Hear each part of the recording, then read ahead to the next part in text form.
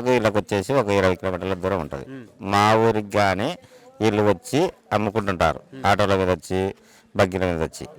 కానీ మా ఏరియాలో కానీ ఏం జరగలేదు. కనీసం అంటే ఒక సింగవరము, జీసీపాలెం, లింగవాపురము, పరంటూరు, చిన్నవిలాపురం, నారాయణాపురము, సంతజూడూరు ఆ గ్రామాలలో కానీ వీళ్ళు అమ్ముకుంటుంటారు.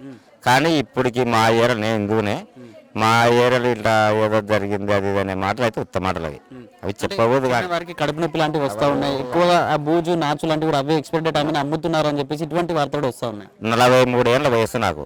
కనీసం అంటే వీళ్ళు అమ్మబట్టి నాకు మత్తికి వచ్చిన అంటే 20-22 ఏళ్ళ సంవత్సరాల నుండి కానీ వీళ్ళు అమ్ముతూనే ఉంటారు. వీళ్ళే ఇదే మనుషులే. కానీ అట్లాంటివి అయితే ఏం జరగలేదు ఎవరికి. ఈ మా మండలంలో ఎవరినైనా విచారించుకో, అటువంటివి అయితే జరిగినాయి. బండత్మూరు మండలంలో ఎవరినైనా విచారించుకో, అటువంటివి అయితే జరిగినది అయితే లేదు. వీళ్ళల్లో ఏదో తప్పుడు సమాచారాలు చేసి వాళ్ళు ఏదో కష్టం చేసుకుంటారో నోటి కాడు కొట్టడం పద్ధతి కాదు, అది ఉండే సమస్య. కానీ దాంట్లో వీళ్ళకు అవి అమ్ముతారు, అవి ఇస్తున్నారు, ఇవి ఇస్తున్నారు, పిల్లలు అంటే ఎవరైనా ఉంటారు. ఒక హిందువే కొంటారని గ్యారంటీ ఉంది. ఎవరు చెప్పినారు?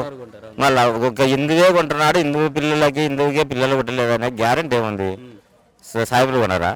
సాయిబులు ఎరువురా? లేకపోతే మాలమాలలో కాడిపోరా? వాళ్ళ కుట్టడం లేదా? అవల్ల ఉత్తర సమాచారాలు పనికిరావు. ఇప్పుడు ఒక గ్రామానంగా మాది సాయిబులు ఉంటారు, మాలలు ఉంటారు, ఎరుకులు ఉంటారు, అందరు ఉంటారు, వాళ్ళ కుట్టడం లేదా? అవల్ల తప్పుడు సమాచారాలు. వీళ్ళ నోటి కాడ కొట్టడానికి అంతే.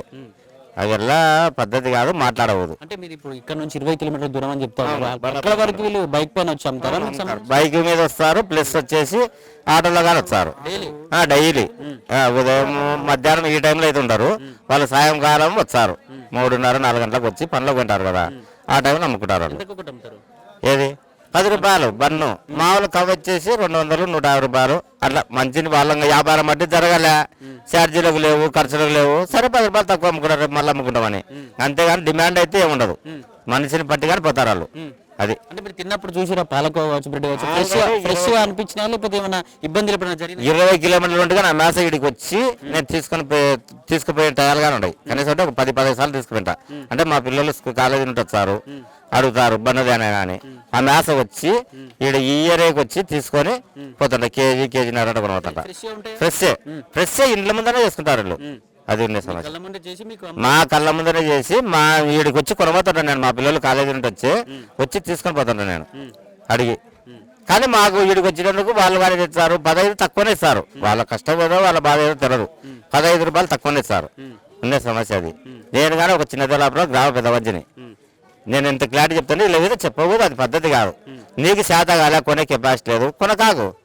ఊక శుద్ధులకు పిల్లలు పుట్టలా, మాదిమాలకు పిల్లలు పుట్టలా, ఎరకలకు పిల్లలు పుట్టలా, సాయిబులు పుట్టాలా, అదెలా ఉత్తమాటలు. ఎవరు కొన్నారు? గ్రామంలో అమ్మొచ్చినప్పుడు అట్టి పని అయినా కొంటారు, ఏదైనా కొంటారు, ఒక సమస్యలైనా కొంటారు, ఏదైనా కొంటారు. ఎందుకు దానికి సంబంధం ఉంది? ఇప్పుడు సమస్యల మెతలేరా, చెరుకుల మెతలేరా? చెరుకులో ఇంజక్షన్ చేసి పెట్టచ్చు కదా. వీళ్ళే కవ విధంగా ఎందుకు చేయాలి? లేదంటే ల్యాబ్కి పంపించుకొని వాళ్ళు ఒకళ్ళు పట్టుకొని. అది కానీ ఇట్లాంటి వల్ల చెప్పబోదు. అవి నీకు డౌట్ వచ్చింది, నువ్వు ల్యాబ్కి పంపి. దాంట్లో ఏం వేసినారు, ఇంజక్షన్ పదార్థం వేసినారు, మంచి పదార్థం పంపి. ఊరికి వాళ్ళ నోటి కాడ ఎందుకు కొట్టాలో వల్ల చేసి తప్పుడు సమస్యలు చేసి. కానీ అది పద్ధతి కాదు సార్. అది పద్ధతి ఉంటే పద్ధతి మాట్లాడాలి, అది ఉండే సమస్య.